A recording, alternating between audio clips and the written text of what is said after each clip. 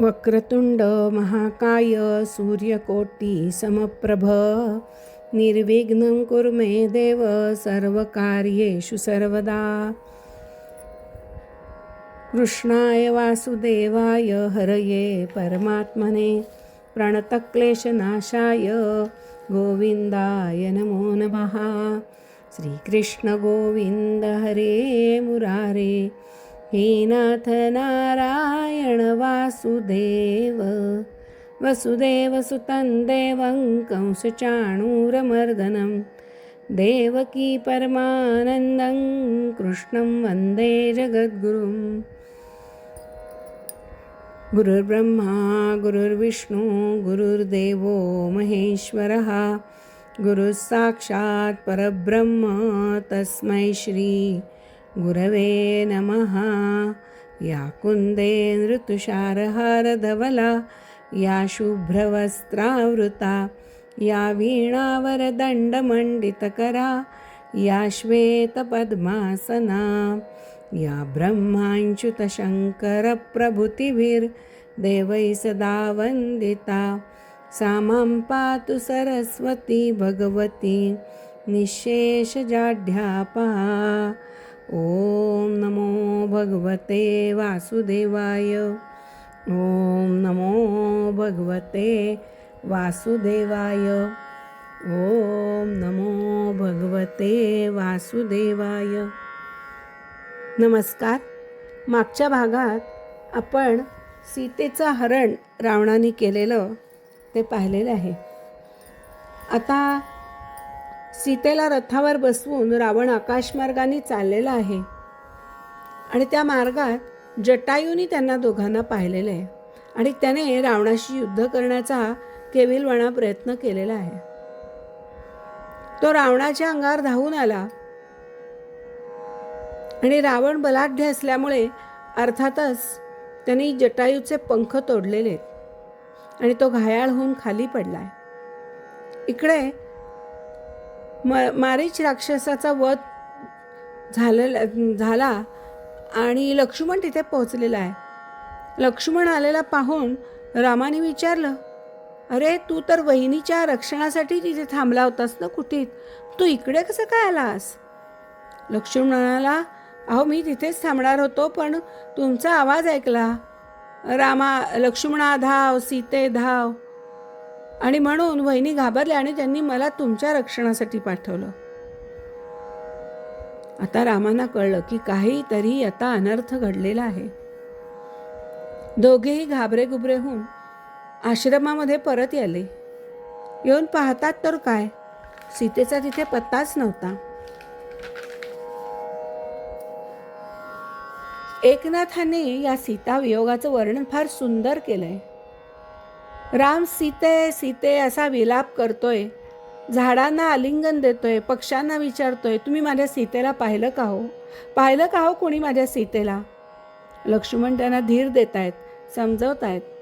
राम म्हणतात, ही पृथ्वी माझी सासू आहे, ती माझ्याकडे बघतीये आणि मला विचारतीये, जर तुझ्यात आपल्या पत्नीचं रक्षण करण्याची शक्ती नव्हती तर तू कशाला लग्न केलंस?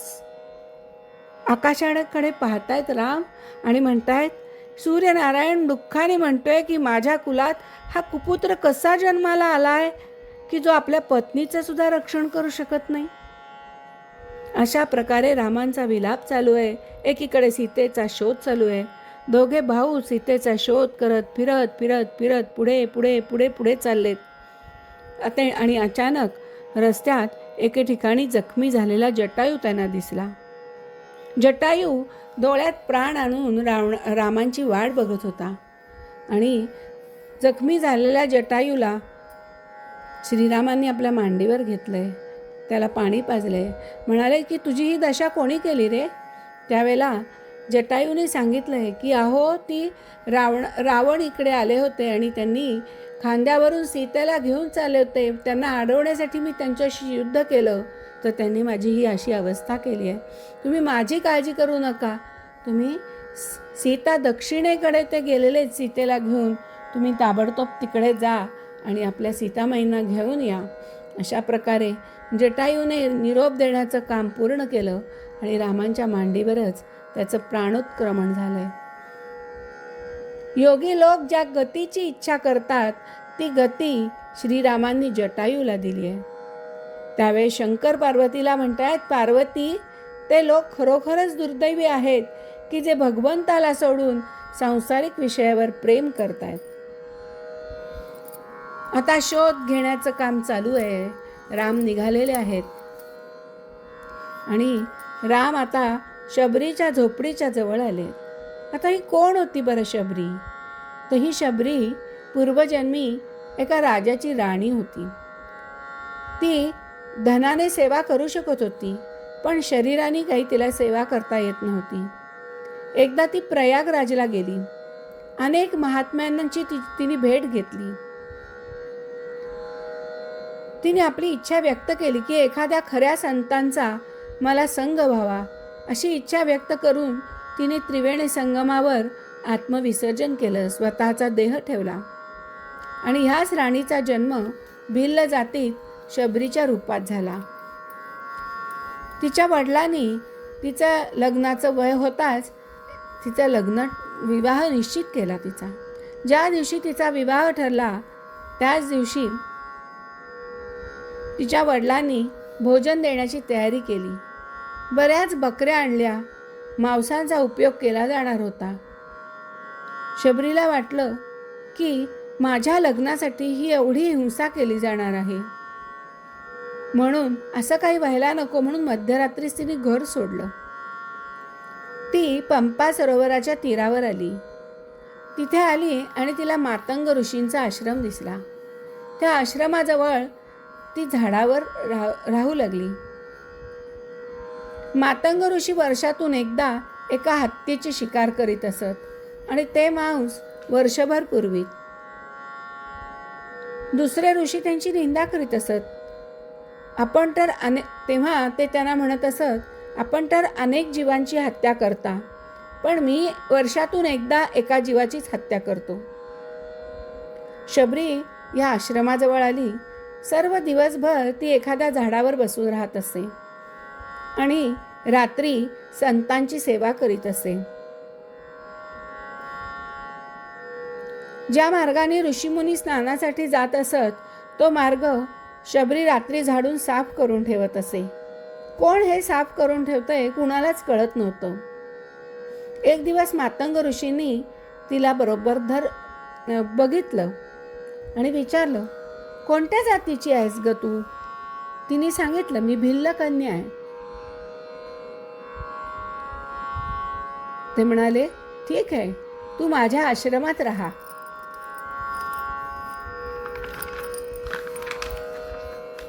ऋषींनी तिला राम मंत्राची दीक्षा दिली आणि एक दिवस मातंग ऋषी ब्रह्मलोकात जाण्याची तयारी करू लागले. शबरीला फार दुःख झालं. ती म्हणू लागली, बाबा, आपण जाऊ नका. तुम्ही गेल्यावर माझं कसं होईल?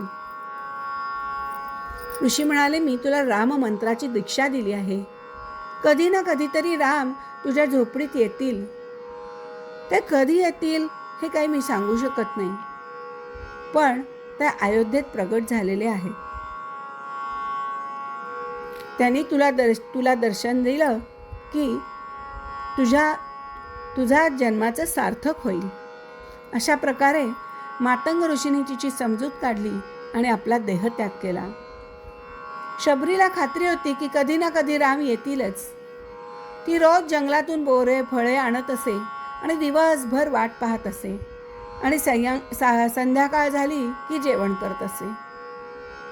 कधी कधी तिला वाटत असे की मी पापिणी आहे, भिल्ल कुळात जन्माला आली आहे, म्हणून तर माझ्याकडे प्रभू येणार नाहीत. असे वाट पाहत पाहत शबरी म्हातारी झाली आणि तरी तिची आशा हीच होती की एक ना एक दिवस प्रभू रामचंद्र येतील. रोज ती बोरं फळं आणून त्यांची वाट पाहत असे. माझ्या सद्गुरूंनी सांगितलंय तर राम येणारच, हा तिला विश्वास होता. रोज रामासाठी आणलेली फळं ती ऋषिकुमारांना वाटून देत असे. दिवसभर राम मंत्राचा जप चालू असे. तिचं जीवन म्हणजे संयमी आणि सेवामय होतं. राम लक्ष्मण पंपा सरोवराजवळ आले. तेथे ऋषीमुनींनी त्यांचं स्वागत केलं. रामाला आग्रहाने बोलवले, पण राम म्हणाले, नाही, मी आधी शबरीच्या झोपडीमध्ये जाणार आहे. राम लक्ष्मण ज्यावेळी शबरीच्या झोपडीत आले तेव्हा ती राम नामाचा जप करत होती. शबरीने दोघांचं स्वागत केलं, बसायला आसन दिलं आणि तिने बोरांचे द्रोण ती घेऊन आली आणि चाखून चाखून एक एक बोर रामांना देऊ लागली. आंबट बोरं रामांना दिली जाऊ नयेत म्हणून प्रत्येक बोर ती खाऊन पाहत होती. भगवंतांच्या दर्शनाने ती इतकी देहभान विसरून गेली होती की आपण उष्टी बोरं देवाला देतो आहोत याचंही भान तिला राहिलं नव्हतं. रामांनी बोरांची मोठी प्रशंसा केली. गोडी तर प्रेमातच आहे. ईश्वरावर केवळ ईश्वरासाठीच प्रेम करा. महापुरुष वर्णन करतात की बोरं खाऊन रामाने ज्या आठोळ्या फेकल्या त्यांच्यापासून द्रोणागिरी पर्वतावर संजीवनी वनस्पती निर्माण झाली आणि याच संजीवनीमुळे पुढे लक्ष्मणाला जीवदान मिळाले. श्रीराम शबरीला म्हणाले, काय इच्छा आहे तुझी? शबरी म्हणाली, या पंपा सरोवराचे अशुद्ध झालेले पाणी शुद्ध करा. एकेकाळी कुणा एका ऋषीने शबरीला लाथ मारल्यामुळे या सरोवराचं पाणी बिघडलं होतं. राम म्हणाले, हे पाणी शुद्ध करण्याची शक्ती माझ्यात नाही. शबरीच्या पायाचे तीर्थ जर या सरोवरात टाकलं तरच हे शक्य होईल. शबरीला त्या सरोवरात स्नान घातलं. सरोवराचं पाणी शुद्ध झालं. रामाचं दर्शन घेऊन झाल्यानंतर शबरीने योगाग्नीत स्वतःला विलीन करून घेतलं आणि तिथेच ती राम नामाचा जप करीत राममय होऊन देहत्याग केला तिने. आता राम आणि लक्ष्मण ऋष्यमुख पर्वताजवळ आलेत. ऋष्यमुख पर्वताजवळ तिथे सुग्रीव राहत होता. पहिल्यांदा हनुमंताची आणि श्रीरामांची भेट झाली. हनुमंतांनी रामाची आणि सुग्रीवाशी ओळख करून दिली, मैत्री करून दिली.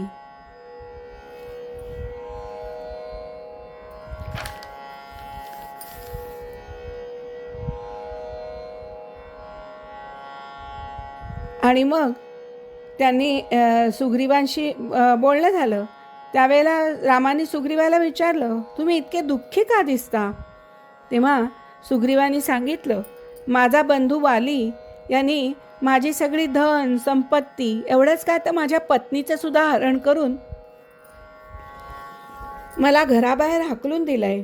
आणि हा एकच पर्वत आहे, याच्यावर वाली येत नाही, कारण या पर्वतावर त्याला शाप मिळाला आहे की ह्या पर्वतावर जर आला तर त्याचा शेवट होईल आणि म्हणून तो या पर्वतावर येत नाही. आणि म्हणून मी हा पर्वत माझ्यासाठी सुरक्षित आहे म्हणून मी इथे राहत आहे. आता मित्राच्या दुःखाने राम दुःखी झाले आणि त्यांनी वालीशी युद्ध करायचं ठरवलं. राम सुग्रीवाच्या बाजूने लढत होते आणि त्यांनी एका झाडाच्या आडून वालीला बाण मारला. रामाने सुग्रीवाला पाठवलं, तू जा, तू युद्ध कर, मी आहे. आणि सुग्रीव जेव्हा वालीशी युद्धाला गेले त्यावेळेला रामांनी एका झाडाच्या आडून वालीला बाण मारलाय. त्यावेळेला वालीला कळलं की हे दुसऱ्या कुणाचं तरी कृत्य आहे. सुग्रीव तर आपल्याशी युद्ध करतोय आणि बाण कोणी मारला? त्यावेळेला त्याने विचारले वालीनी रामांना, आपण तर धर्मरक्षणासाठी अवतार घेतलाय, मी असा कोणता अपराध केलाय? आपण माझा का वध करू इच्छिता? माझ्याशी अधर्माने का युद्ध केलं? त्यावेळेला रामचंद्र म्हणाले, वाली, तू तर स्वतःचे दोष पाहतच नाहीस, उलट माझ्यावर दोष लावतोयस. अरे बावजय ही बहिणीसारखी आहे. तू असं असून तू त्या भाऊजाईवर पापी नजर ठेवलीस आणि म्हणून तुझा उद्धार करण्यासाठी मी तुझा वध करीत आहे. राम म्हणालेत पुढे, माझं दर्शन तुला घडलं ते तुझ्या प्रतापामुळे नाही, तू युद्धात तरबेज आहेस म्हणून नाही, तू पराक्रमी आहेस म्हणून नाही घडली, तर तू सुग्रीवाचा भाऊ आहेस आणि म्हणून माझ्याकडून तुझा आज उद्धार झालेला आहे. वालीनी सुग्रीवालाही नमस्कार केलाय, रामांना नमस्कार केलाय. तुझ्यामुळे आज मला श्रीरामांचं दर्शन घडलं असं वाली म्हणालाय. सुग्रीवानी पण भगवंताची प्रार्थना केली आहे. माझ्या भावाच्या हातून अनेक पापं घडली आहेत, त्या सगळ्या पापांची त्याला क्षमा करा. वैर आणि वासना हे मृत्यूला बिघडवणारे आहेत आणि त्यांना मनात ठेवून जो मरतो त्याला सद्गती कधीच मिळत नाही. असं म्हणून रामाकडे सुग्रीवांनी त्याला चांगली गती मिळावी यासाठी प्रार्थना केली आहे. राम राम असा जप करतच वालीनी प्राण सोडले. वालीचं मरण झाल्यानंतर रामाने किष्किंधा नगरीचं सर्व राज्य सुग्रीवाकडे सुपूर्द केलंय आणि भगवान रामचंद्र प्रवर्षण पर्वतावर आलेले आहेत आणि सुग्रीव सुद्धा आपली वानर सेना घेऊन हनुमानजींसह त्या पर्वतावर आलेले आहेत. आता रामांनी एक अंगठी हनुमानाकडे दिली आहे आणि सांगितलंय की तू जा पुढे आणि सीतेचा शोध घे. मध्ये समुद्र आहे, तो समुद्र पार करून तुला लंकेकडे जायचं आहे आणि हे काम तुझ्याशिवाय दुसरं कोणीच करू शकणार नाही. असं म्हणून हनुमंताकडे श्रीरामांनी आपली एक अंगठी दिली. ही अंगठी दाखवलीस तर सीता तुला ओळखेल.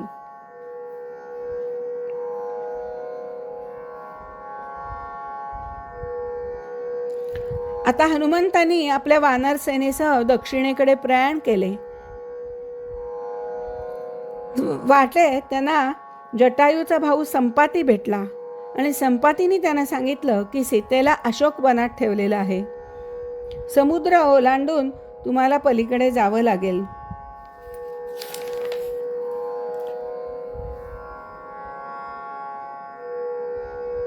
हनुमंतांनी उड्डाण केलंय आणि उडत उडत समुद्र पार करू लागले. मार्गामध्ये त्यांना सुरसा नावाच्या राक्षसिणीने अडवले. हनुमंतांनी तिचा सुद्धा नाश केला आहे, तिचंही गर्वहरण केले आणि ते लंकेत येऊन पोचले. सायंकाळची वेळ होती. ते लंका पाहायला निघाले. वैभव अतिशय अलौकिक होतं. मध्यरात्री लंकेत प्रवेश करताच लंकिनीने हनुमंताला अडवलं. तेव्हा लंकिनीला सुद्धा त्यांनी ठार केलंय. मरताना लंकिनी म्हणाली, मला एका ज्योतिषाने सांगितलं होतं की जर तुला कोणी मारले तर समजून जा की रावणाचाही मृत्यू जवळ आलेला आहे.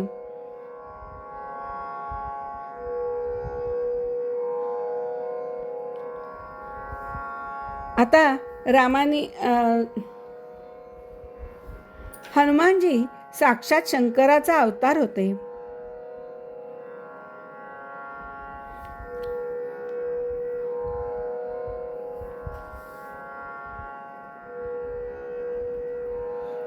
सगळी लंका बघत बघत हनुमंत अशोक वनातल्या काही झाडांपाशी गेले. तिथे काही झाडांची पाडापाड झाली.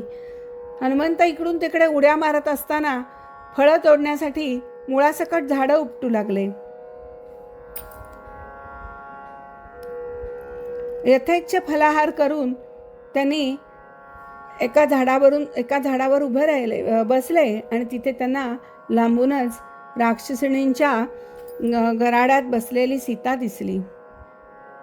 रात्रीची वेळ होती. राक्षसिणी झोपल्या होत्या आणि हनुमंत खाली उतरलेले आहेत आणि हळूच त्यांनी आपली ओळख सीतेला दिली आहे आणि ती अंगठी दाखवली आहे. आता सीतेला खात्री पटली आहे की निश्चितच आपल्याला आता राम न्यायला येतील. हनुमानजी साक्षात शंकराचे अवतार. पार्वती सुद्धा अवतार घेऊ इच्छित होती, पण शंकर म्हणाले मला ब्रह्मचारी राहायचे आहे. तेव्हा पार्वती म्हणाली मी आपल्याशिवाय जगू शकणार नाही. मग शंकराने हनुमंताचं रूप घेतलं. पार्वती झाली तिची शेपटी त्यांची शेपटी झाली आहे ती.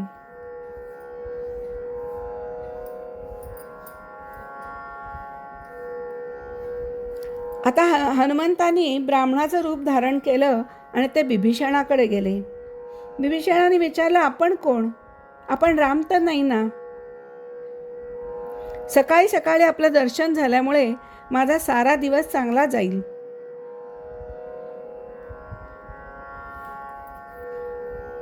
त्यावेळी बिभीषणाला हनुमंतांनी सर्व हकीकत सांगितली.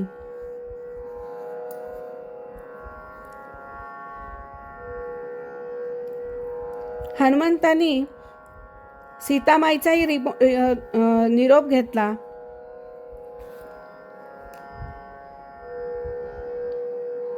आणि ते तिथून निघालेत आणि रामाच्या सभेत आलेलेत.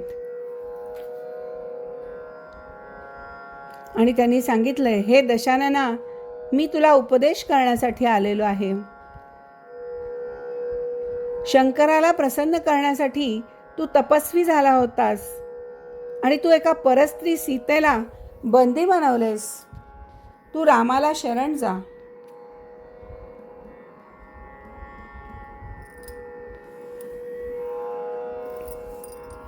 ते तुला क्षमा करतील. पण रावण थोडंच ऐकणार होता. तो अतिशय अहंकारी होता. त्याने आपल्या सेवकांना सांगितले, या वानराच्या शेपटीतच सर्व शक्ती आहे, म्हणून ही शेपटीच जाळून टाका. सेवक हनुमंतांच्या शेपटीला कपडे गुंडाळू लागले. हनुमंत आपली शेपटी वाढवू लागले. लंकेच्या बाजारातील कापड संपत आलं तरी त्याची शेपटी काही संपेना. त्या कापडावर तेल तुपाने भिजवलं आणि पेटवून दिलं.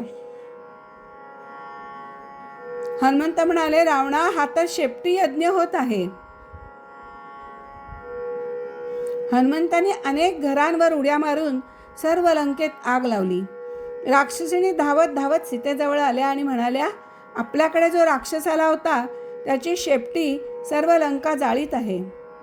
सीता प्रार्थना करायला लागली, हे अग्निदेवा, जर मी माझ्या पतीशिवाय अन्य कोणा पुरुषाचे चिंतन केले नसेल आणि जर मी पतिव्रतेचे पूर्ण पालन केले असेल तर तू शांत हो.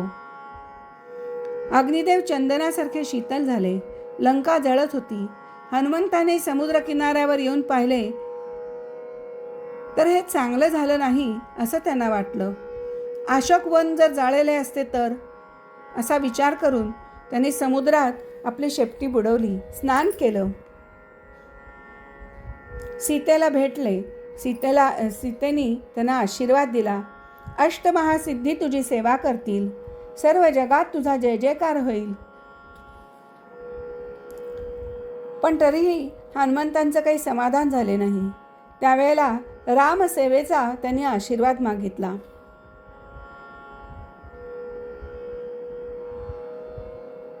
आता हनुमंत रामाकडे परत आले.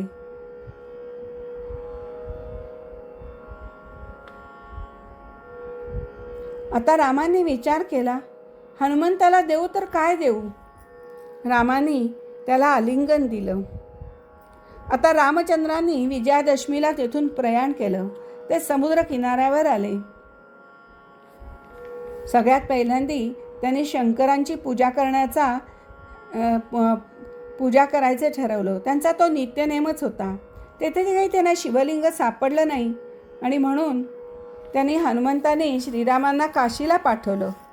हनुमंतांना यायला उशीर झाला म्हणून त्यांनी वाळूचं शिवलिंग तयार केलं आणि तेच शिवलिंग म्हणजे आताचं रामेश्वर होय.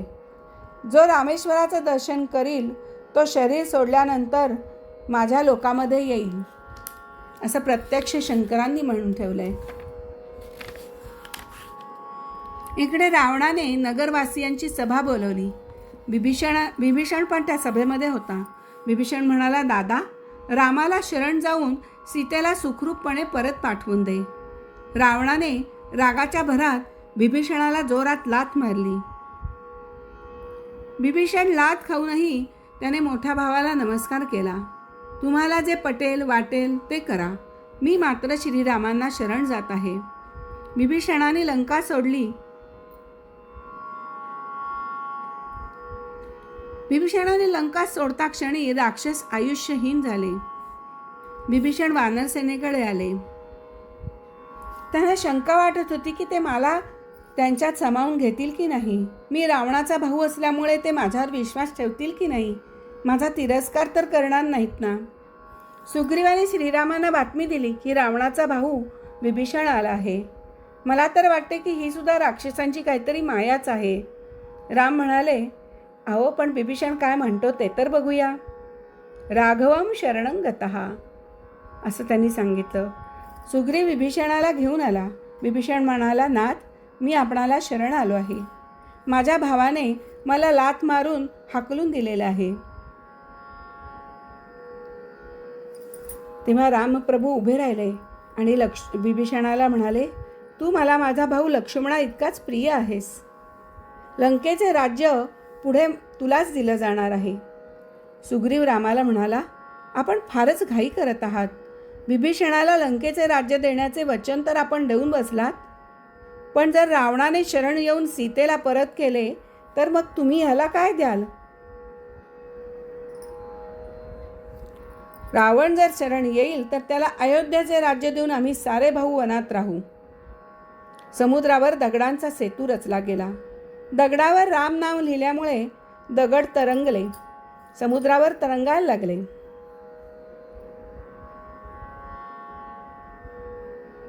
दगड सुद्धा रामनामाने तरंगायला लागले आणि श्रीरामांनी लंकेत प्रवेश केला.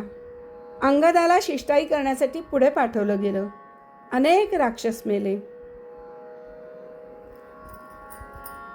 राम आणि रावणाचं मोठं घनघोर युद्ध झालं.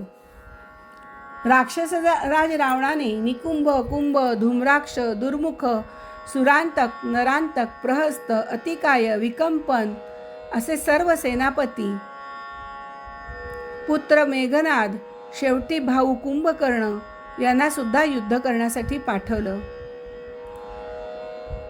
भगवान श्रीरामाने सुग्रीव, लक्ष्मण, हनुमान, गंधमादन, नील, अंगद, जांबवान, पनस इत्यादी वीरांना बरोबर घेऊन राक्षसांच्या सेनेवर हल्ला केला.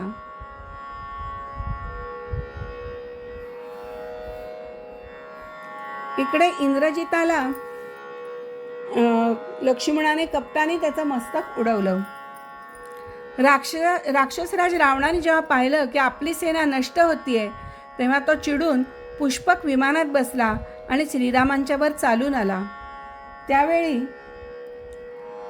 इंद्राचा सारथी मातली एक तेजस्वी दिव्य रथ घेऊन आला आणि श्रीराम त्या रथावर विराजमान झाले. तेव्हा रावण आपल्या तीक्ष्ण बाणांनी त्यांच्यावर प्रहार करू लागला. राम म्हणाले, नीच राक्षसा, तू आमच्या पत्नीचं हरण केलंस, माझ्या पत्नीचं हरण केलंस. तुझ्या दुष्टपणाची हद्द झाली. आज तुझ्या सर्व कृत्यांची तुला मी फळं भोगायला लावतो. अशा प्रकारे श्रीरामाने आपल्या धनुष्यावर बाण चढविला आणि रावणावर सोडला. त्या बाणाने वज्रासारखं असलेलं त्याचं हृदय विदीर्ण झालं आणि तो आपल्या 10ही तोंडातून रक्त ओकत विमानातून खाली पडला. त्यावेळी त्याचे सर्व राक्षस बांधव हाय हाय करून ओरडू लागले. हजारो राक्षसिणी मंदोदरीसह रडत रडत लंकेच्या महालातून बाहेर पडून रणभूमीवर आल्या. लक्ष्मणाच्या बाणांनी छिन्न विच्छिन्न होऊन पडलेल्या आपल्या आप्तांना कवटाळून त्या आपली छाती बडवीत मोठमोठ्यांनी विलाप करू लागल्या.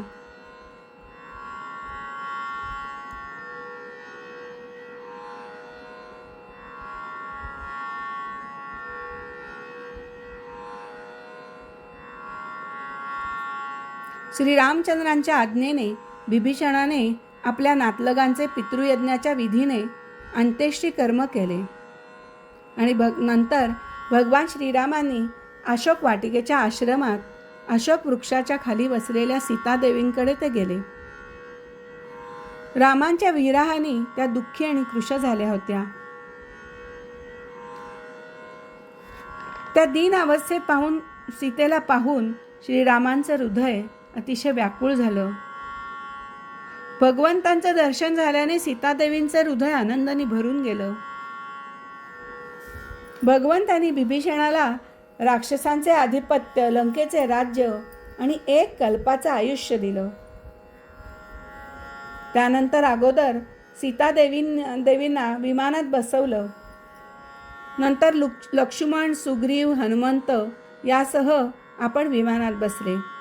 अशा प्रकारे 14 वर्ष पूर्ण करून ते आपल्या अयोध्येकडे परत निघाले. ब्रह्मदेवादी लोकपाल त्यांच्यावर पुष्पवर्षाव करत होते. भगवंतांना तेव्हा समजलं की भरत फक्त गोमूत्रात शिजवलेल्या जवाच्या कण्या खातो, वल्कले नेसतो आणि जमिनीवर चटई टाकून झोपतो. त्याने सुद्धा जटा वाढवल्या आहेत. हे सगळं ऐकून भगवंतांचं हृदय भरून आलं. इकडे भरताला समजलं की 14 वर्ष पूर्ण झाली आणि आपले ज्येष्ठ बंधू श्रीराम आता येत आहेत. तेव्हा तो नागरिक, मंत्री, पुरोहितांना बरोबर घेतलंय. रामांच्या पादुका डोक्यावर घेऊन त्यांच्या स्वागतासाठी तो निघालाय. भरत आपलं राहण्याचं ठिकाण नंदीग्राम होतं, तिथून निघाला. तेव्हा त्याच्याबरोबर मंगल गीतं गात, वाद्य वाजवत सगळे अयोध्यावासी निघालेत. वेदवेत्ते ब्राह्मण वारंवार वेदमंत्रांचं पठण करीत प्रभू रामचंद्रांचं स्वागत करतायत. सोनेरी पताका फडकतायत. रंगीबेरंगी ध्वजांनी सजविलेले सुवर्णरथ, सोन्याचे खोगीर घातलेले सुंदर घोडे, सोन्याची चिलखते घातलेले सैनिक त्यांच्याबरोबर चालू लागले. सेवक महाराजांना योग्य अशा लहान मोठ्या भेटवस्तू बरोबर घेऊन निघालेले.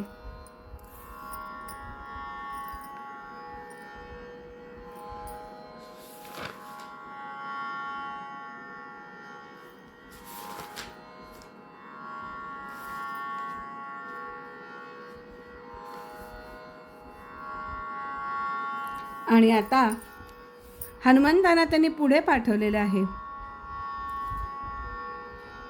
प्रभूंच्या समोर त्यांच्या पादुका ठेवल्या आणि भरत हात जोडून उभा राहिलाय. तेव्हा त्यांच्या नेत्रातून अश्रुधारा व्हायला लागल्या आहेत. त्यांनी चटकन पुढे जाऊन भरताला आपल्या हृदयाशी कवटाळलंय. डोळ्यातून वाहणाऱ्या अश्रूंना त्यांनी भरताला न्हाऊ घातलंय. डोळ्यातनं अश्रूंच्या धारा लागल्या आहेत. भरताला मिठी मारली आहे. अशा प्रकारे त्यांनी आपल्या अश्रूंनी भरताला न्हाऊ घातलंय. सीतादेवी आणि लक्ष्मणासह ब्राह्मण आणि पूजनीय गुरुजनांना ते सगळे नमस्कार करतायत. सर्व प्रजेनी श्रीरामांना भक्तिभावाने नमस्कार केलाय. भरताने हातात पादुका घेतल्या. बिभीषणाने उत्कृष्ट चौऱ्या, सुग्रीवाने पंखा, हनुमंतांनी पांढरे छत्र धरलं. शत्रुघ्नाने धनुष्य आणि भाता, सीतादेवींनी तीर्थाने भरलेला कमंडलू, अंगदाने सोन्याचे खड्ग आणि जांबुवनाने ढाल घेतली. या लोकांसह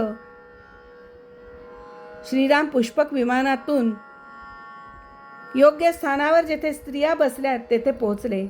भाट स्तुती करू लागलेत.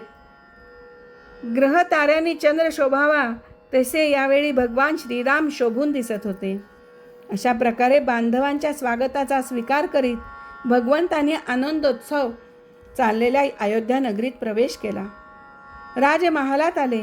आपली माता कौसल्या आणि अन्य सुमित्रा आणि कैकेयी, गुरुजन, बरोबरीचे मित्र, लहान या सगळ्यांची भेट घेतली.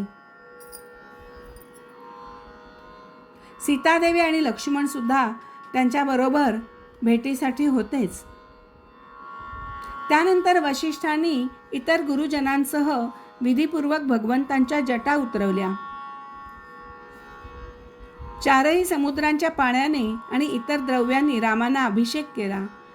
मंगल स्नान करून भगवान श्रीरामांनी सुंदर वस्त्र, पुष्पमाळा, अलंकार धारण केले. सर्व बंधू आणि श्री जानकी देवींनी सुद्धा सुंदर सुंदर वस्त्र आणि अलंकार परिधान केले. भगवान श्रीराम आणि सीतादेवी अत्यंत मोहक दिसू लागले. वैशाख शुद्ध सप्तमी या दिवशी शास्त्रोक्त विधीने श्रीरामांना राज्याभिषेक पार पडला. भगवान श्रीरामांनी राजसिंहासनाचा स्वीकार केला. धर्मानुसार, वर्णाश्रमानुसार आचार करणाऱ्या आपल्या प्रजेचे पित्याप्रमाणे ते पालन करू लागले. प्रजासुद्धा त्यांना आपला पिताच मानत होती. सर्व प्राण्यांना सुख देणारे असे धर्मज्ञ श्रीराम राजा झाले. त्यावेळी त्रेतायुग चालू होतं खरं तर, परंतु ते सत्ययुगच आहे असं वाटत होतं. वने, नद्या, पर्वत, वर्षे, द्वीपे, समुद्र हे सगळे कामधेनूप्रमाणे प्रजेच्या सर्व कामना पूर्ण करीत. मानसिक चिंता, शारीरिक रोग हे काही कोणाला श्रीरामांचं राज्य असताना झालेच नाहीत. वृद्धावस्था, दुर्बलता, दुःख, शोक, भय, थकवा नाममात्र सुद्धा नव्हते. एवढेच काय, ज्यांना मरण नको असेल त्यांना मृत्यूसुद्धा येत नसे. अशा प्रकारे भगवान श्रीरामांनी एक पत्नी व्रत आचरण करीत सुखाने राज्यकारभार चालू केला.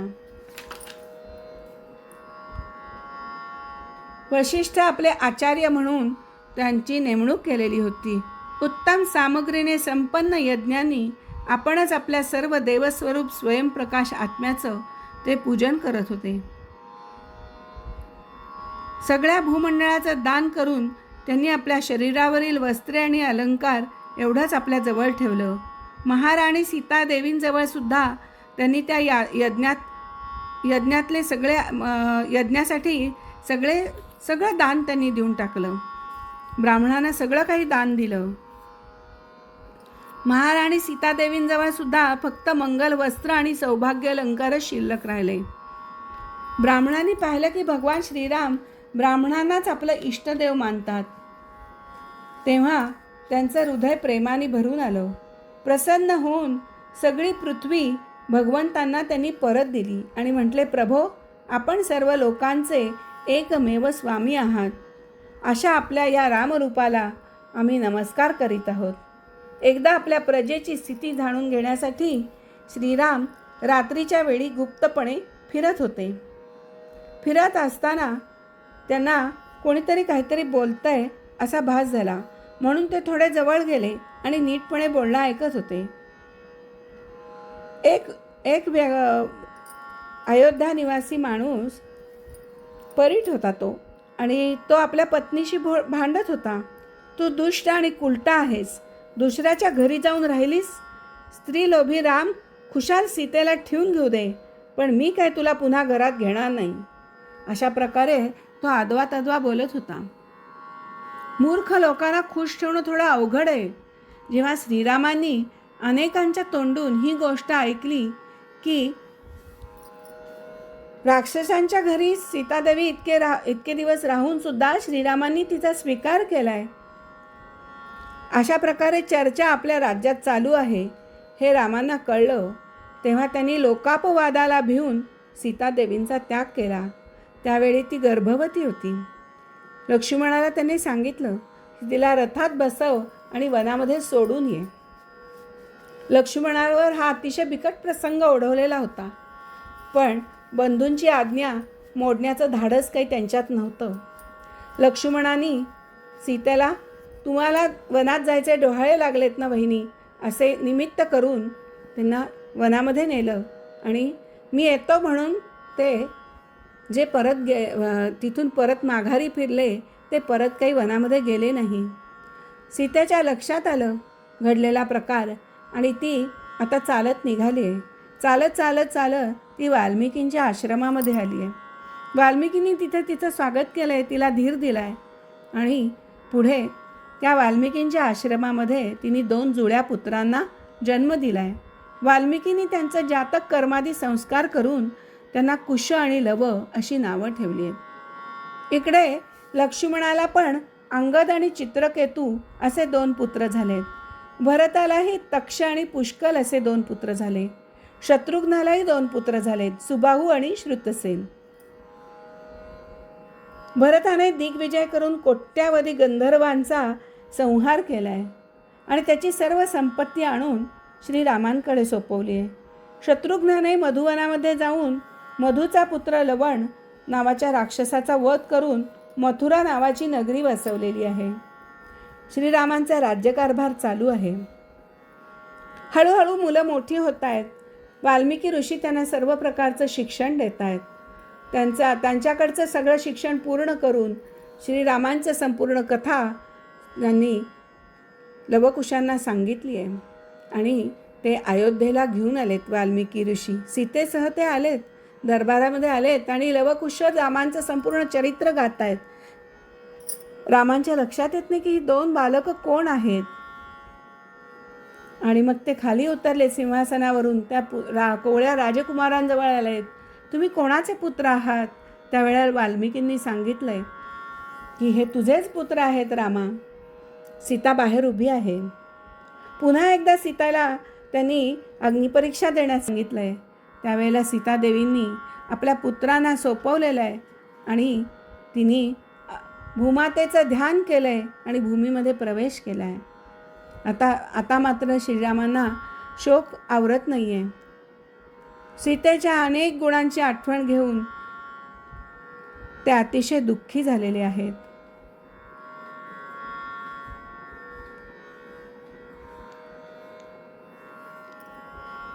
पण आता काहीच उपाय नाही आहे. सीता काही आता परत येणार नाही. त्यानंतरही अनेक दीर्घ काळ श्रीरामांनी राज्य केलं आहे. एक दिवस यम आपलं रूप बदलून राजवाड्यात आला आहे आणि त्यांनी अवतार कार्य समाप्त करावं अशी श्रीरामांना विनंती केली आहे. त्यावेळेला लक्ष्मणाकडून चूक घडवून आणली आहे श्रीरामांनी आणि लक्ष्मणांना अवतार कार्य संपवावं लागलं आहे. शेषाचा अवतार असलेले लक्ष्मण शेषशाही रूप धारण करण्यासाठी लक्ष्मणांनी शरयू नदीत प्रवेश केला आहे आणि आपला अवतार कार्य संपवलेलं आहे. श्रीराम सुद्धा सगळ्या अयोध्यावासियांचा निरोप घेत आहेत.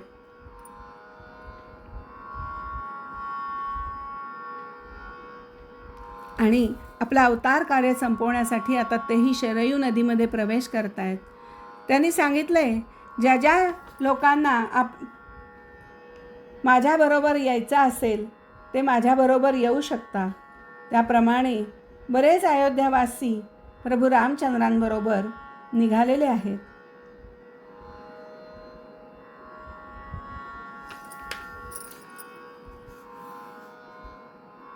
त्यांनी श्रीरामांचं दर्शन घेतलंय, त्यांना स्पर्श केला, त्यांचा सहवास घेतला आणि अयोध्या निवासीसुद्धा त्याच विष्णुलोक त्यांनी प्राप्त करून घेतला आहे. योग साधनेने त्यांनाही गती प्राप्त झाली आहे आणि कर्मबंधनातून त्यांची मुक्तता झालेली आहे. अशा प्रकारे भगवान प्रभू रामचंद्रांनी आपला अवतार कार्य तिथे समाप्त केलेलं आहे. रामायणाची कथा ही करुण रस प्रधान आहे. सर्व कांड ही अश्रूंनी भरलेली आहेत. फक्त बालकांडामध्ये रामायणात तुम्हाला छान वर्णन बघायला मिळेल, पण बाकीच्या सर्व कांडांमध्ये अतिशय करुण रसाने आपल्याला सगळं रामचंद्रांचं चरित्र ऐकायला मिळेल.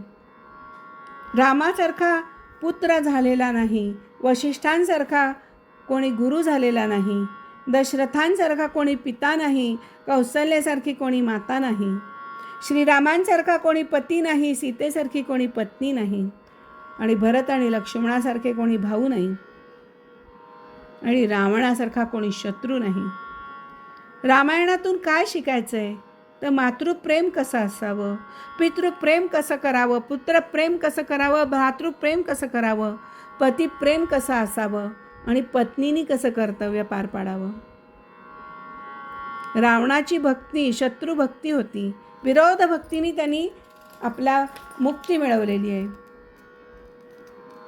जीवाचा त्यांचा उद्धार झालेला आहे. रामचरित्र अतिशय मार्गदर्शक आहे. आपल्याला जर आपल्यात बदल करायचा असेल, चांगले संस्कार करून घ्यायचे असतील तर रामायण वाचणं गरजेचं आहे. प्रभू रामचंद्रांनी बंधुप्रेम कसं असावं भरतानी दाखवलं, लक्ष्मणाने दाखवलं, शत्रुघ्नानी सुद्धा तिन्ही भावांच्या गैरहजेरीत संपूर्ण राज्यकारभार, आपल्या वृद्ध झालेल्या माता त्यांचा सांभाळ केलेला आहे. त्यामुळे या बंधुप्रेमाचं उदाहरण बघायचं असेल तर ते आपल्याला रामायणातच मिळेल. लक्ष्मणाच्या पत्नीनी जो वियोग सहन केला आहे, जो त्याग केला आहे तिने, भरताच्या पत्नीनी जो त्याग केला आहे, सीतेनी जे समर्पण भावाने रामाची सेवा केली आहे, हे सगळं बघायचं असेल तर पती पत्नींमध्ये कसं प्रेम असावं, कशी कर्तव्य पार पाडावी, हे जर बघायचं असेल तर रामायण वाचायला हवं.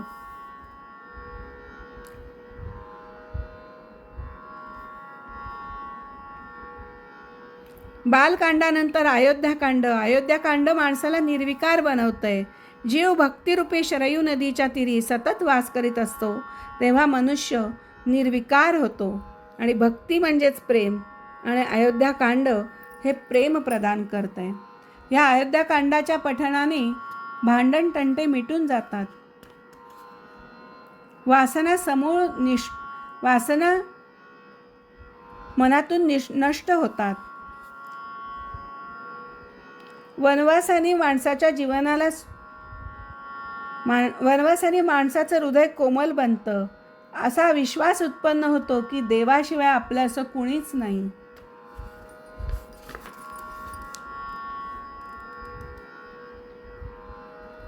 किष्किंधा कांडामध्ये सुग्रीव आणि राम म्हणजे जीव आणि भगवंत यांच्या मैत्रीचं वर्णन केलेलं आहे.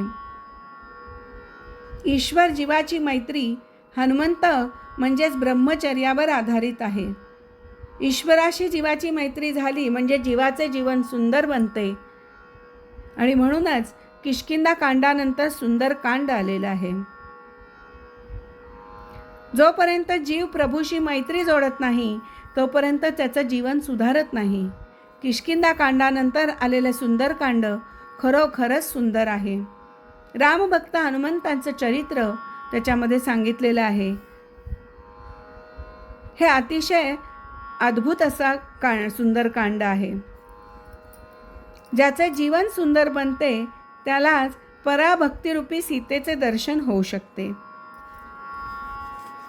जीवन सुंदर करायचे असेल तर भक्तिमय करा. सीता पराभक्ती आहे. जिथे पराभक्ती असते तिथे शोक नसतो, आणि म्हणून जिथे सीतेचा वास आहे तेच अशोकवन. जीवन भक्तिपूर्ण आणि सुंदर बनल्यानंतर लंका कांडात राक्षसांचा नाश झाला. राक्षस मेले. मागोमाग कामही मरतो, क्रोधही नष्ट होतो, आणि भक्ती देवीच्या दर्शनाने जीवन सुंदर होऊन जातं. तुलसीदासांनी उत्तर कांडात सर्व काही भरून टाकले आहे, आणि या कांडात आपल्याला मुक्ती सापडते. उत्तरकांडात भक्तीचं महात्म्य, भक्त कोणाला म्हणावं, भगवंतापासून जो एक क्षणही विभक्त होत नाही तो भक्त.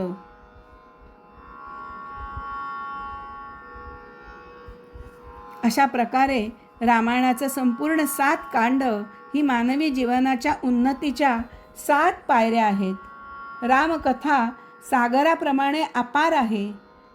ती अमृतकथाच आहे. हनुमंत म्हणतात, राम नामाचा विस्मरण होण्यासारखे दुसरं कोणतंही संकटच नाही.